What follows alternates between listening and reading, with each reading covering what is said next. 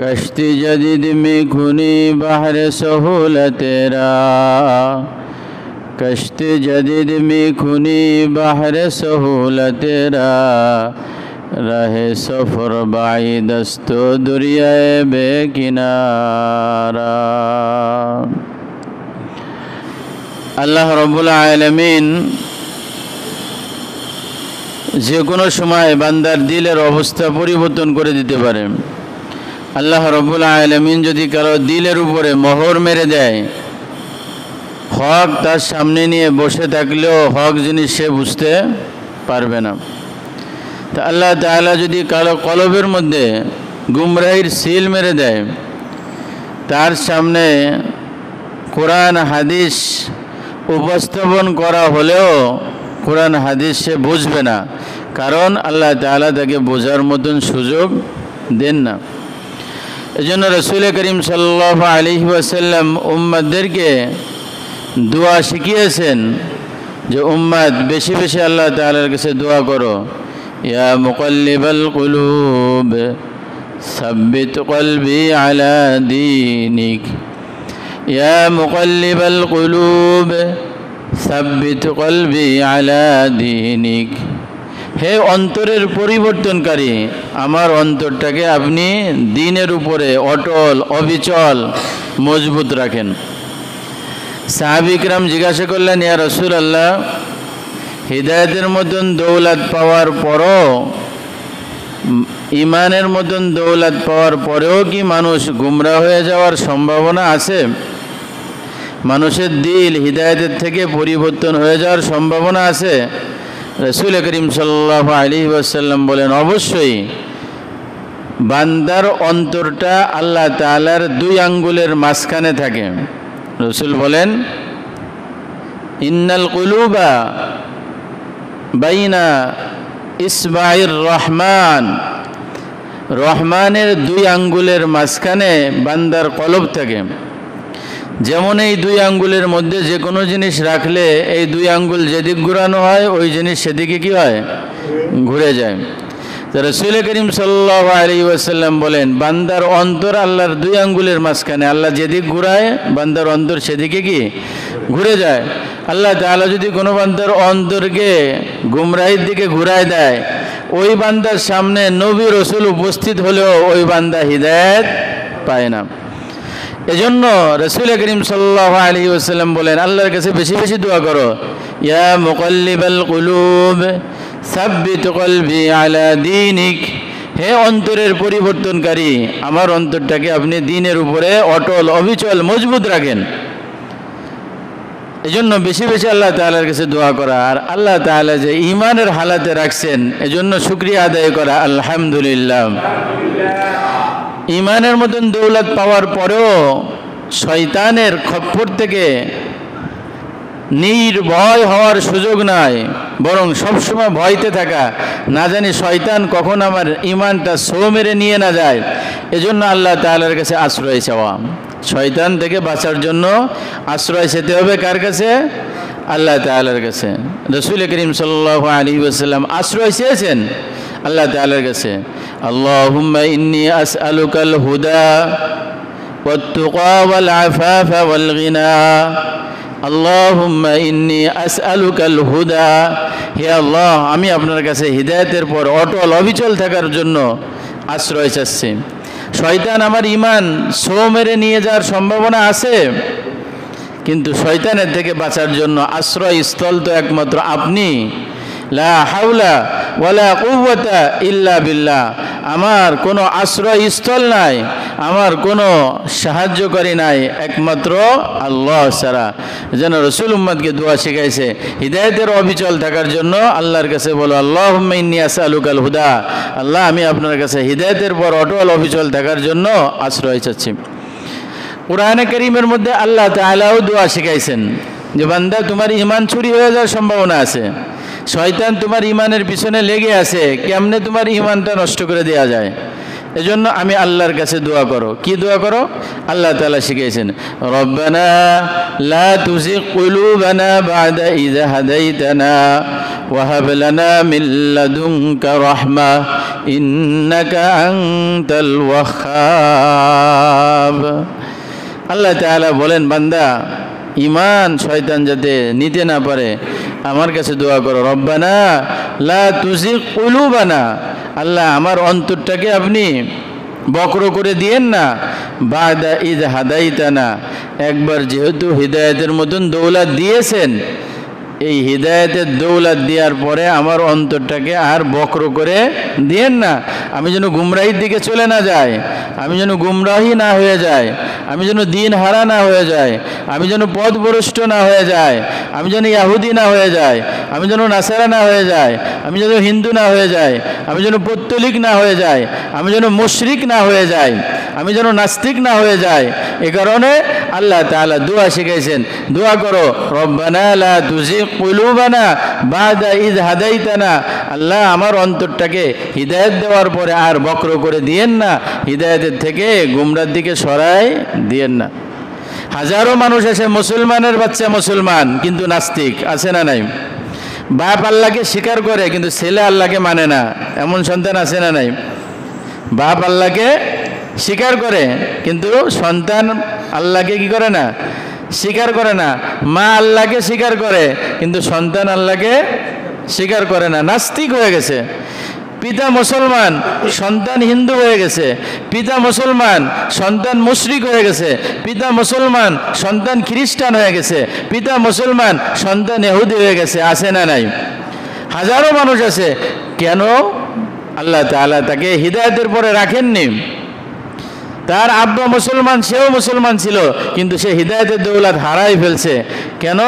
আল্লাহ তাআলার কাছে সে হিদায়াত চান নাই, চাই না।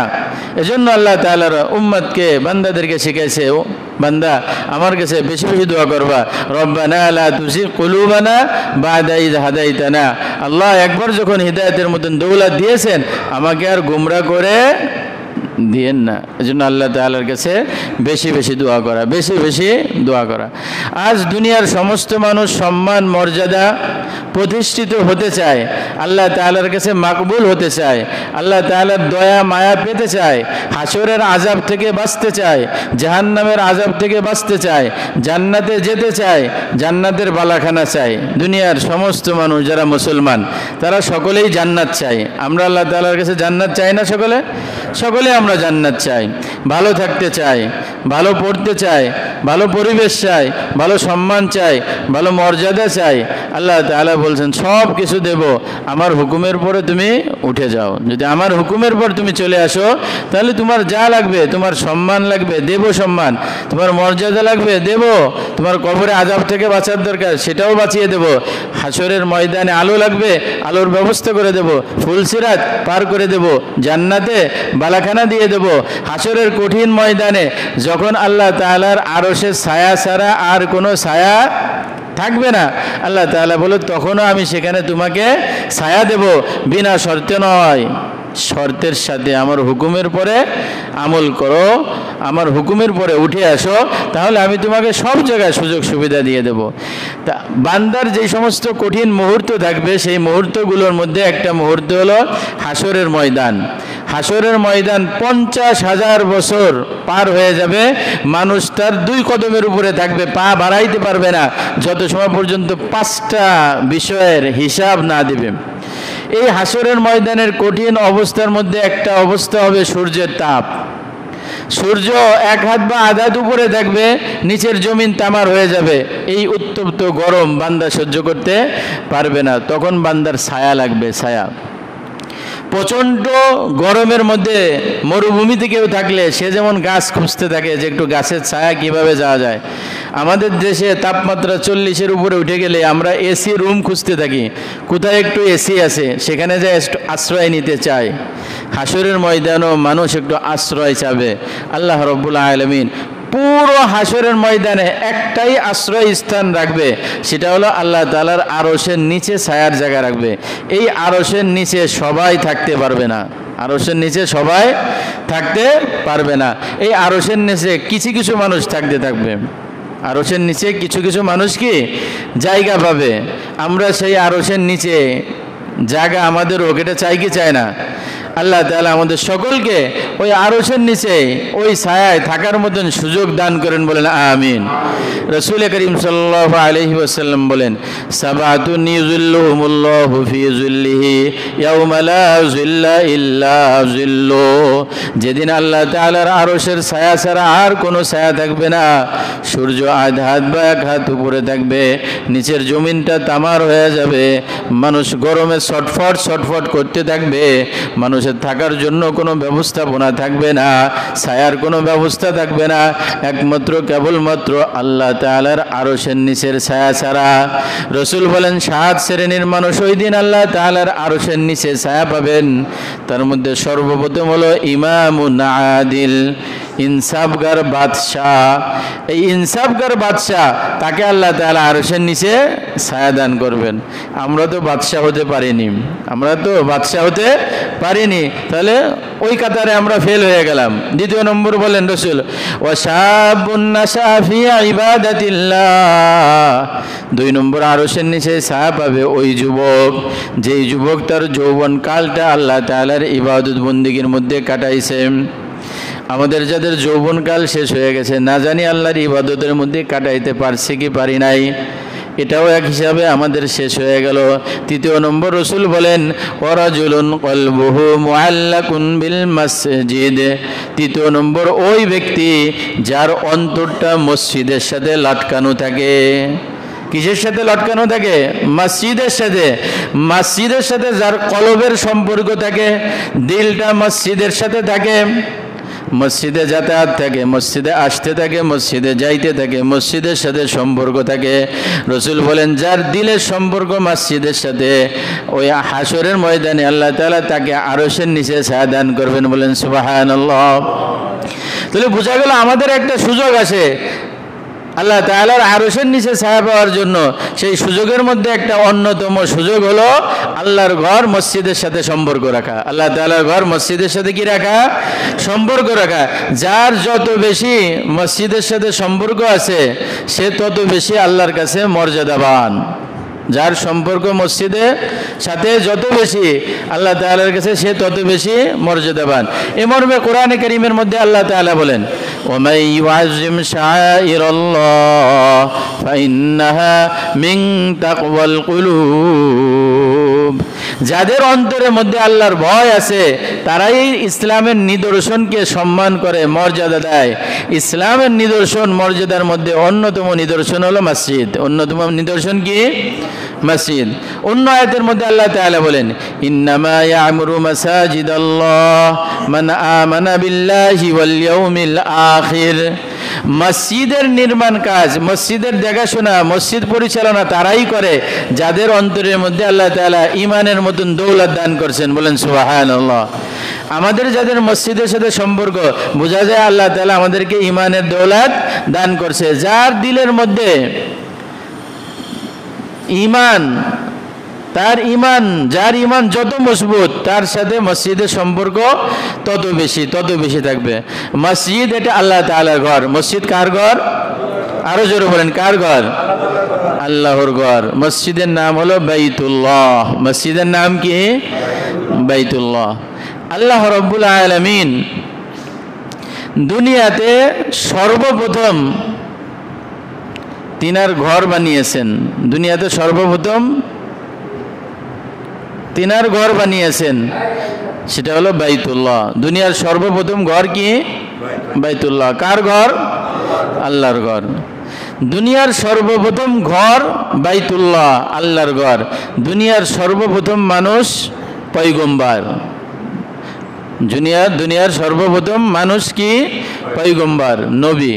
আল্লাহ রাব্বুল আলামিন দুনিয়াতে সর্বপ্রথম সৃষ্টি করছেন তার ঘর, এবং মানুষ হিসেবে বানিয়েছে পয়গম্বর, নবীকে। সর্বপ্রথম আল্লাহ রাব্বুল আলামিন যেই মানুষ সৃষ্টি করেছেন, সেই মানুষের নাম হলো হযরত আদম আলাইহিস সালাতু ওয়াস সালাম। আব্বাজান হযরত আদম আলাইহিস সালাতু ওয়াস সালাম, তিনি পয়গম্বর ছিলেন, তিনি নবী ছিলেন। তাহলে দুনিয়ার সর্বপ্রথম মানুষ তিনি নবী। দুনিয়ার সর্বপ্রথম মানুষ কি? নবী। আল্লাহ রাব্বুল আলামিন দুনিয়াতে সর্বপ্রথম ঘর বানাইছেন, সেই ঘর বানাইছেন আল্লাহর ঘর বাইতুল্লাহকে। মানুষের ঘর আল্লাহ তাআলা দুনিয়াতে সর্বপ্রথম বানাননি, অফিস আদালত আল্লাহ তাআলা সর্বপ্রথম বানাননি। আল্লাহ তাআলা সর্বপ্রথম তার ঘর বানাইছেন, ঘরের নাম হলো বাইতুল্লাহ, যেটার নাম কাবা মক্কায়, যার আগের নাম ছিল বাক্কা। আল্লাহ তাআলা বলেন ইন্না আউওয়ালা বাইতি উদিয়া লিন-নাস লাল্লাযী বিবাক্কাতা মুবারাকাও ওয়া হুদাল লিল আলামিন।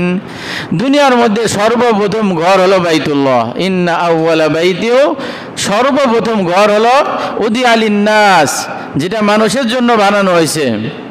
লাল্লাযী বিবাক্কা, যেটা মক্কা নগরীতে অবস্থিত।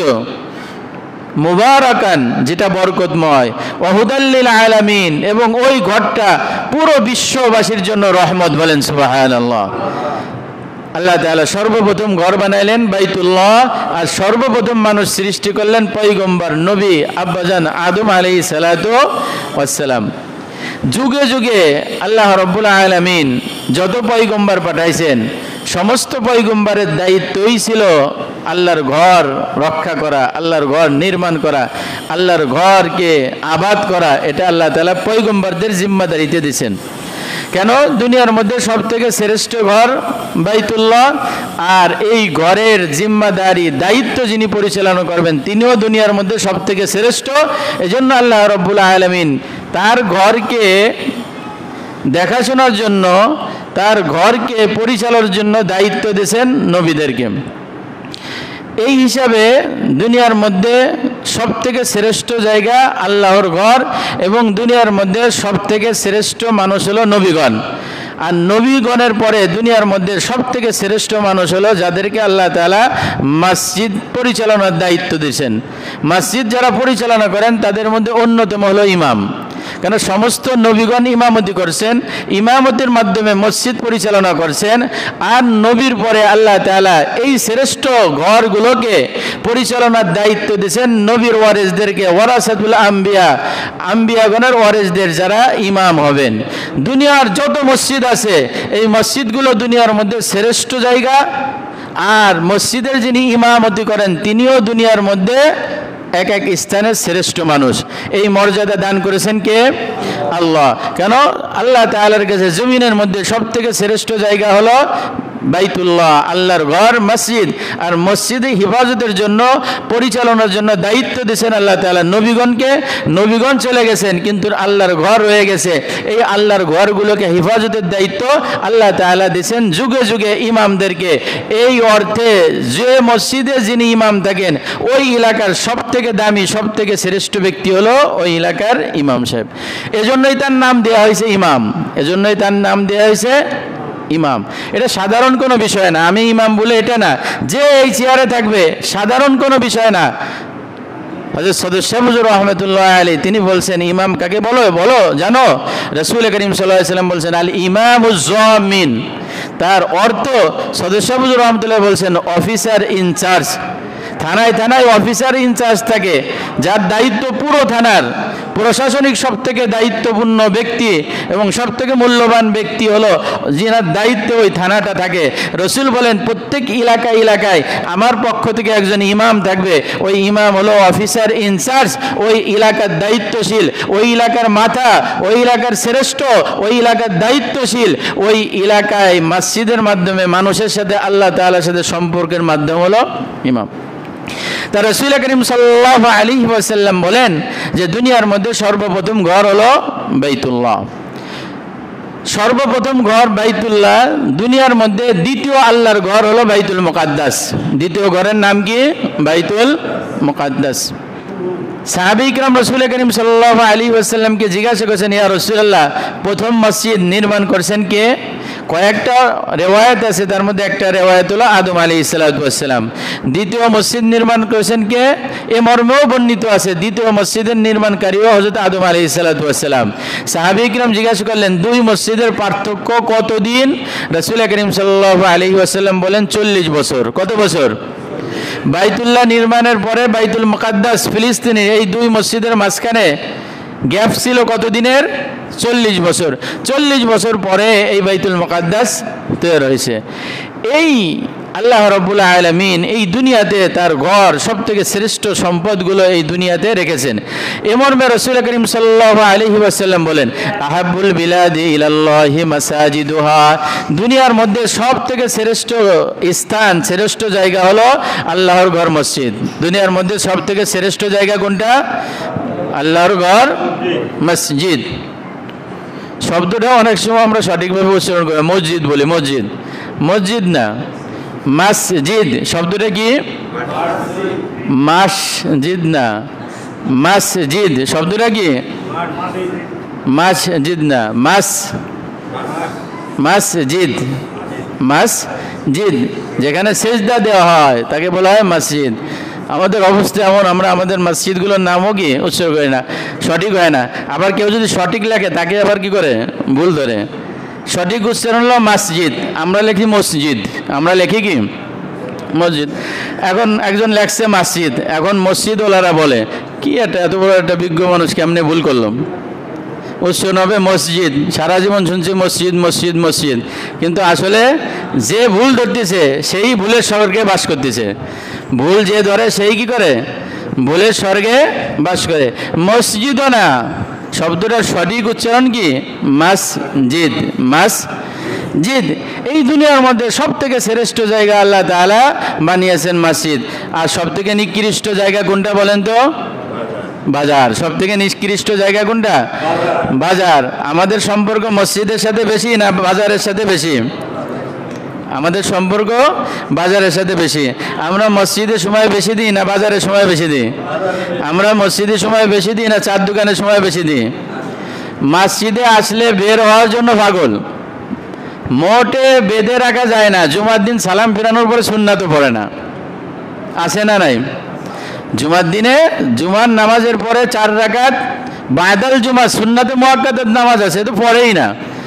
মনে হয় 60% মানুষই পড়ে না। মোনাজাত হতে হতে ধুম ধুম ধুম ধুম সিঁড়িতে আওয়াজ হতে থাকে, ঠিক না বেঠিক? দোয়া হতে দেরি, বের হতে দেরি নাই। মসজিদে আসাটাই কেমন যেন কষ্টকর, আটকা। মসজিদে আসলাম, 1 ঘন্টা শুয়ে 1 ঘন্টা থাকলাম, মনে হলো কেমন যেন কি আজাবে মনে হয়েছিলাম, কিন্তু 4 দোকানে 2 ঘন্টা গল্প করলো, কোনো বিলকুল কিলো মালুমই নাই। মসজিদের মধ্যে আমাদের ভালো লাগে না, বাইরে বাজারের মধ্যে আমাদের ভালো লাগে, এটা ইমানদারের খাসলাত না। এজন্য রাসূল করিম সাল্লাল্লাহু আলাইহি ওয়াসাল্লাম বলেন, দুনিয়ার মধ্যে শ্রেষ্ঠ জায়গা হলো মসজিদ। শ্রেষ্ঠ জায়গার সাথে যার সম্পর্ক বেশি তারও দাম বেশি। এজন্য আমাদের সম্পর্ক হওয়ার দরকার কোন জায়গার সাথে? মসজিদের সাথে। কিসের সাথে? মসজিদের সাথে। মসজিদের সাথে সম্পর্ক করতে রাজি আছি ইনশাআল্লাহ। মসজিদের সাথে কোন প্রকারের সম্পর্ক হতে পারে? মসজিদের সাথে অনেক প্রকারের সম্পর্ক হতে পারে। 1 নম্বর সম্পর্ক হলো আমরা পুরুষ যারা আছি তাদের আমরা মসজিদের সাথে প্রতিদিন 5 ওয়াক্ত ফরজ নামাজের জন্য যাতায়াত করা, এটা মসজিদের সাথে একটা সম্পর্ক। এই মসজিদে যে আমরা আসলাম গেলাম কি পরিমাণ সওয়াব হয়। রাসূল করিম সাল্লাল্লাহু আলাইহি ওয়াসাল্লাম বলেন, এই শোনো তোমরা, আলামা ইয়ামহুল্লাহুল খাতায়া, এই আমি কি তোমাদেরকে বলে দেবো কোন জিনিসে গুনাহ মাফ হয়ে যায়? সাহাবায়ে কিরাম বলেন, ইয়া রাসূলুল্লাহ বলেন। রাসূল করিম সাল্লাল্লাহু আলাইহি ওয়াসাল্লাম বলেন, ওয়া কাসরাতুল খুতা ইলাল মাসাজিদ, তোমরা যে মসজিদে যাওয়ার জন্য ছোট ছোট পা দাও না, তোমাদের এই প্রত্যেক কদমে কদমে আল্লাহ তাআলা গুনাহ মাফ করে দেন, বলেন সুবহানাল্লাহ। এবং মর্যাদা বৃদ্ধি করে দেন। রাসূল করিম সাল্লাল্লাহু আলাইহি ওয়াসাল্লাম বলেন, ওয়া ইনতিজারুস সালাত বাদা সালাত, এক নামাজের পরে আরেক নামাজে যে অপেক্ষায় থাকো, কিছু সময় আগে মসজিদে চলে আসছো, অপেক্ষা করতেছো, তোমার এই সময়টা বৃথা যাচ্ছে না, তোমার প্রতিটা মুহূর্তে আল্লাহ তাআলা তোমার গুনাহ মাফ করে দেন, বলেন সুবহানাল্লাহ। প্রতিটা সময় আল্লাহ তাআলা মর্যাদা বৃদ্ধি করে দেন, বলেন সুবহানাল্লাহ। রাসূল করিম সাল্লাল্লাহু আলাইহি ওয়াসাল্লাম বলেন, বাশশিরিল মাশাইনা ইলাল মাসাজিদি ফি যুলমি বিনুরি তাম্মাতি ইয়াউমাল কিয়ামা। রাসূল করিম সাল্লাল্লাহু আলাইহি ওয়াসাল্লাম বলেন, যারা অন্ধকার রজনীতে মসজিদে যায়, যারা অন্ধকার রজনীতে মসজিদে যায়, আমরা রাত্রে ঈশার সময় মসজিদে আসি না? ঈশার সময় কি করি? আমরা মসজিদে আসি, আর শেষ রাত্রে মসজিদে আসার কথা তো ভুলেই গেছি। শেষ রাত্রি যে মসজিদে আসতে হয় এ কথা আমরা ভুলেই গেছি। আর আমাদের মসজিদগুলো তো সব তালাই দেওয়া থাকে, আসবে কেমনে? নামাজের আগে 10 মিনিট আগে খুললে তখন ঢুকতে পারে, এর আগে খোলার কোনো পরিবেশ থাকে না। অধিকাংশ মসজিদের বাইরে বারান্দার তেমন কোনো ব্যবস্থা থাকে না, এজন্য মানুষ মন চাইলেও কি পারে না, আসতে পারে না। শেষ রাত্রে মানুষ মসজিদে আসতে পারে না। যদিও আগের জামানায় মানুষ ঘরের মধ্যে ইবাদত করতো, কিন্তু এখন মানুষের ঘরের ইবাদতের তেমন পরিবেশ না থাকায় মসজিদে ইবাদত করে, কিন্তু সে মসজিদে আসারও কি থাকে না, সুযোগ থাকে না। রসুল বলেন যারা রাতের গভীরে রজনীতে মসজিদে আসে বাশশিরিল মাশাঈনা, এই যে সমস্ত কদম পড়তেছে না, চলা পা এই পা চলতেছে, এদেরকে সুসংবাদ দান করেন। কিসের সুসংবাদ দান করবেন? বিনূরি তাম্মাতি ইয়াউমাল কিয়ামা, পুরো আলোর সুসংবাদ দান করেন। কিয়ামতের ময়দানে অন্ধকার জায়গাগুলো তার আলো লাগবে, সে আলো পাবে কোথায়? রসুল বলেন যারা রাতের অন্ধকারে মসজিদে যাতায়াত করলো, মসজিদে আসলো, মসজিদে ইবাদত বন্দি করলো, হাসরের ময়দানে কিয়ামতের ময়দানে আল্লাহ তাআলা তাদেরকে ভরপুর আলোর ব্যবস্থা করে দেবেন। বলেন সুবহানাল্লাহ। এটা মসজিদের সাথে সম্পর্কের কারণে। এই জন্য মসজিদের সাথে আমার যত বেশি সম্পর্ক থাকবে, আমার মর্যাদা আল্লাহ তাআলার কাছে তত বেশি থাকবে। মসজিদের সাথে সম্পর্ক করার আরেকটা মাধ্যম হলো মসজিদ নির্মাণ করা। মসজিদ কি করা? নির্মাণ করা। রাসূল করিম সাল্লাল্লাহু আলাইহি ওয়াসাল্লাম বলেছেন, মান বানা লিল্লাহি মসজিদান, যেই ব্যক্তি আল্লাহর জন্য একটা মসজিদ তৈরি করবে, বানাল্লাহু লাহু বাইতান ফিল জান্নাহ, আল্লাহ রাব্বুল আলামিন জান্নাতে তার জন্য ঘর নির্মাণ করবেন। বলেন সুবহানাল্লাহ। এই কয়জন মানুষ সুবহানাল্লাহ বললে এলাকা কেঁপে উঠতো। তার মানে আমরা ঘর বানাই না, এজন্য ওটা আমাদের লাগবে না, এরকম নাকি? রসুল কিসের সুসংবাদ দেন? যেই ব্যক্তি মসজিদ নির্মাণ করবেন আল্লাহ তাআলা তাকে জান্নাতের মধ্যে একটা ঘর দান করবেন। বলেন সুবহানাল্লাহ। যার ঘর জান্নাতের মধ্যে হবে সে তো জাহান্নামে থাকবে। ঘর যার জান্নাতে সে জাহান্নামে থাকবে? ঘর যার জান্নাতে সে কোথায় থাকবে? জান্নাতে থাকবে। তা আল্লাহ তাআলা ডাইরেক্ট বললেন না, রসুল ডাইরেক্ট বললেন না সে জান্নাতি, রসুল ইঙ্গিত দিয়ে বললেন আরে তুমি তো জান্নাতে যাবাই, কেন তোমার ঘর যখন জান্নাতের মধ্যে আছে, তা জান্নাতের মধ্যে ঘর তারই হবে যার জন্য জান্নাত কি আছে, বাজেট আছে। এজন্য মসজিদ নির্মাণ করা, যাদের সুযোগ আছে তারা একটা মসজিদ করে দেওয়া, একটা মসজিদ করে দেয়, একটা ঘর আল্লাহ তাআলার একটা ঘর নির্মাণ করে দেয়, এটা মসজিদ বানানো। মসজিদের সাথে সম্পর্ক রাখার এক অর্থ। আমাদের কারো তো একটা মসজিদ নির্মাণ করার সামর্থ্য আছে? আমাদের কারো আছে একটা মসজিদ সমর্থন বানানোর? আমাদের নাই। আমরা কি করতে পারি? বলে আমাদের জন্য সুযোগ আছে। রাসূল করিম সাল্লাল্লাহু আলাইহি ওয়াসাল্লাম বলছেন সহযোগিতা করো, মসজিদে কি করো? সহযোগিতা করো। অন্য হাদিসের মধ্যে রাসূল করিম সাল্লাল্লাহু আলাইহি ওয়াসাল্লাম বলেন, আমাদের আয়েশা বলেন, আমার রাসূলুল্লাহ সাল্লাল্লাহু আলাইহি ওয়াসাল্লাম বিবিনাইল মসজিদি ফিদ দুয়ারি, রাসূল করিম সাল্লাল্লাহু আলাইহি ওয়াসাল্লাম মহল্লায় মহল্লায় মসজিদ নির্মাণের কথা বলছেন। মহল্লায় মহল্লায় মসজিদ নির্মাণের কথা বলছেন। প্রতি মহল্লায় মসজিদ থাকবে। কেন? মসজিদ দূর হয়ে গেলে মানুষ নামাজে যেতে চায় না, আর মসজিদ কাছে থাকলে স্বাভাবিকভাবে মানুষ কি আসে? নামাজে আসে, মসজিদে আসে। এজন্য রাসূল করিম সাল্লাল্লাহু আলাইহি ওয়াসাল্লাম মহল্লায় মহল্লায় কি করতে বলছেন? মসজিদ বানাইতে বলছেন।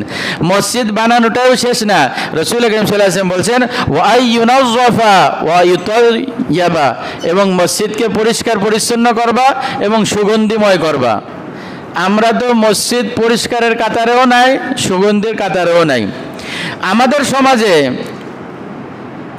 সমাজের সামাজিক কাজ করনেওয়ালা লোকের অভাব নাই।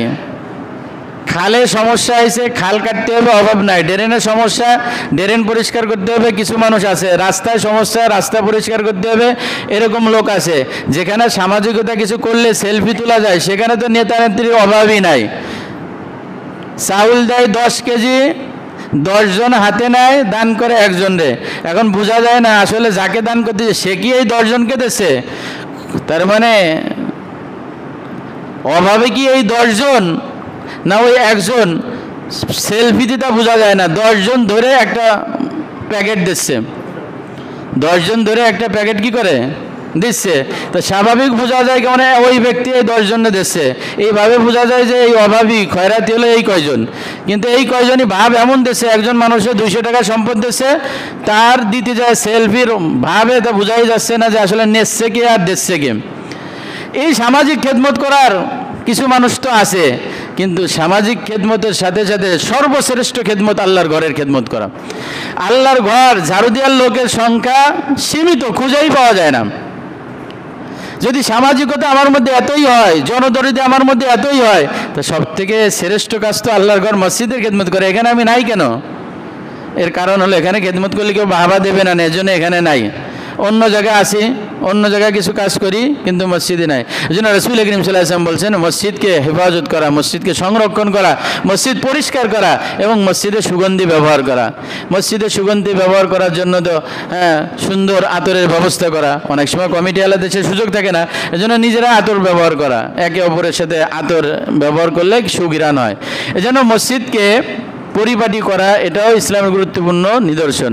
এজন্য শুরুতে যেই কথা বলতেছিলাম, দুনিয়ার মধ্যে সর্বপ্রথম ঘর কোনটি? বাইতুল্লাহ। দুনিয়ার মধ্যে সবথেকে সর্বপ্রথম ঘর বাইতুল্লাহ। এই বাইতুল্লাহর খেদমতের জন্য আল্লাহ তাআলা দায়িত্ব দিয়েছেন নবীদেরকে। এজন্য দুনিয়ার মানুষের মধ্যে সবথেকে শ্রেষ্ঠ কি? নবীগণ। সবথেকে শ্রেষ্ঠ কারা? নবীগণ। নবীগণের পরে এই ঘরগুলোর দায়িত্ব আল্লাহ তাআলা দিয়েছেন ইমামদেরকে। এজন্য মানুষদের মধ্যে, উম্মতের মধ্যে সবথেকে শ্রেষ্ঠ হলো ইমামগণ। সব থেকে শ্রেষ্ঠ কারা? ইমামগণ। যে এলাকায় যিনি ইমাম আছে তিনি শ্রেষ্ঠ। কেন? দুনিয়ার মধ্যে শ্রেষ্ঠ জায়গা কোনটা? মসজিদ। আর ওই স্থানের খেদমত আল্লাহ তাআলা করাইছেন নবীদের দ্বারা। নবীরা চলে গেছেন, ওই দায়িত্ব আল্লাহ তাআলা দিয়েছেন ইমামদেরকে। যুগে যুগে যত ইমাম আসছেন, যত ইমাম আসবেন, ওই জগতের মধ্যে সব থেকে দামি হলো এই ইমামগণরা। কেন? শ্রেষ্ঠ ঘর হলো বাইতুল্লাহ। বাইতুল্লাহর খেদমত যারা করে আল্লাহ তাআলা তাদের মর্যাদা বৃদ্ধি করে দেন। এ মর্মে কোরআনে পাকের মধ্যে হযরত ইব্রাহিম আলাইহিস সালাতু ওয়াস সালাম এবং হযরত ইসমাঈল আলাইহিস সালাতু ওয়াস সালাম দুইজন বাইতুল্লাহ নির্মাণ করলেন। পূর্ণ নির্মাণ করার পরে আল্লাহর কাছে দোয়া করেন, রব্বানা তাকাব্বাল মিন্না ইন্নাকা আনতাস সামিউল আলিম। আল্লাহ আমাদের এই খেদমতটাকে আপনি কবুল করে নেন। মসজিদের খেদমত এটা অনেক দামি, কিন্তু আল্লাহ তাআলা কবুল করলে, যদি আল্লাহ কবুল না করে তার কোনো দাম নাই। এজন্য দোয়া করলেন আল্লাহ তাআলা কবুল করে নেন। আল্লাহর কাছে দোয়া করলেন মসজিদের খেদমত যদি কোনো কায়দায় কোয়ালিটি মতন আমার ভাগ্যে জুটে যায় আর যদি আল্লাহর কাছে কবুল হয়ে যায়, দাম কেমনে পারবে? বাদশাহ হারুনুর রশিদের জামানায় সিস্টেম ছিল, তখন রাষ্ট্রীয়ভাবে মসজিদ নির্মাণ করা হতো। ব্যক্তিগত মানুষ মসজিদ নির্মাণ করতে পারতো না, রাষ্ট্রীয়ভাবে মসজিদ নির্মাণ করতো। বাদশাহ হারুনুর রশিদ একদিন স্বপ্নে দেখতেছে যে আল্লাহ রাব্বুল আলামিন তার এই সমস্ত খেদমত কবুল করে তাকে আল্লাহ তাআলা জান্নাতের ফয়সালা করছেন, জান্নাতের বালাখানা দান করছেন। স্বপ্নে দেখতেছে, তো যে দেখতেছে জান্নাতের মধ্যে সুন্দর একটা আশ্চর্য হাই কোয়ালিটির বালাখানা। জান্নাতের বালাখানা তো দুনিয়াতে বলে শেষ করার সম্ভব না, বর্ণনাও দেওয়া যাবে না। এই হাই কোয়ালিটির যে বালাখানা আছে সেখানে বাদশাহ হারুনুর রশিদের নাম লেখা আছে। উনি দেখেন পাশেই আরেকটা বালাখানা, কিন্তু সেই বালাখানার নাম লেখা আরেকজনের, তার নাম আহমদ। তার নাম কি? আহমদ। তো বাদশাহ হারুনুর রশিদ তিনি ওই বালাখানায় যেতে চাইলেন। ফেরেশতারা বললেন ওটা আপনার বালাখানা না, ওই বালাখানায় আপনি যেতে পারবেন না। বাদশাহ চিন্তা করলো আমার বালাখানা না, তো বালাখানা কার বালাখানা?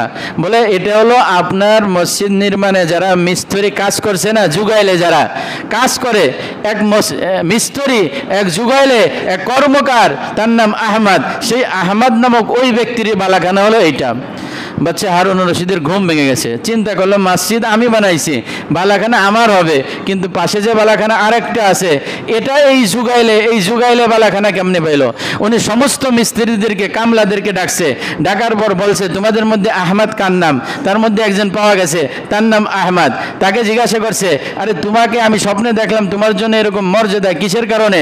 বলে যে বাদশাহ আপনি তো মসজিদ নির্মাণের জন্য সিস্টেম করছেন, রাষ্ট্রীয় কোষাগারের থেকে আপনার পক্ষ থেকে মসজিদ নির্মাণ করা হবে, তা সব মাল সামানা সব তো আপনার, কিন্তু আমি চিন্তা করলাম আল্লাহর ঘর নির্মাণ হচ্ছে, আমার যদি একটা অংশ থাকতো আর আল্লাহ যদি কবুল করতেন তাহলে তো আমিও তো জান্নাতের বালাখানা পেয়ে যাইতাম।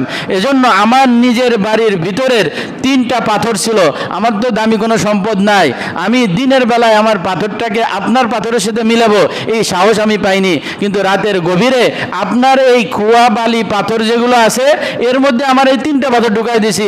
আর মনে মনে বলছে, আল্লাহ আমি তো মসজিদ করতে পারলাম না, বাদশাহ হারুন ও রশিদ মসজিদ বানাচ্ছে, এই মসজিদের মধ্যে আমিও 3 টুকরা পাথর দিয়ে দিলাম, আল্লাহ তুমি আমার এই দানকে কবুল করো। বলেন সুবহানাল্লাহ। আল্লাহ রাব্বুল আলামিন তার ওই 3 পাথর কবুল করে বাদশাহ হারুন আর রশিদকেও বালাখানা একটা দিয়েছে, আল্লাহ তাআলা ওই জুগাইলে কামলাকেও বালাখানা একটা দান করছেন। বলেন সুবহানাল্লাহ। এজন্য জান্নাতের বালাখানার জন্য আমাদের তো এক একটা মসজিদ করার সুযোগ নাই, মাঝে মাঝে যখন কিছু সুযোগ হয়ে যায় তখন যার যার সামর্থ্য অনুযায়ী মসজিদের কাজের সাথে সম্পৃক্ত থাকা